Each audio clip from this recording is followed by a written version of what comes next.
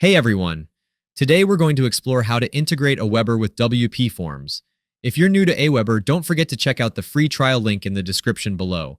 For those who are already set up, just log in and follow along.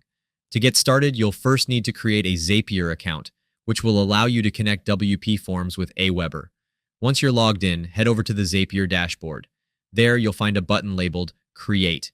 Click on that, then select Zaps to begin setting up your automation. If you have any questions along the way, don't worry.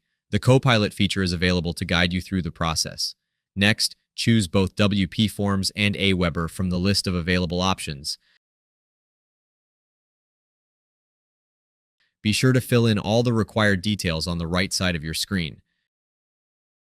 If you haven't connected your AWeber account to Zapier yet, you'll see a Sign In option. Click on this button, and then you'll need to enter your login details and click Allow Access. And you're all set. Your AWeber account is now connected to Zapier. Now repeat this process to connect your Wpforms account. You will see a Sign In button. Click on it. Next, enter your API key and website, then click Yes, continue to Wpforms, and your account will be connected. After connecting both accounts, take a moment to configure your settings as needed. When you're satisfied with everything, just click Publish to activate your Zap. And that's it. You're all set to automate your processes.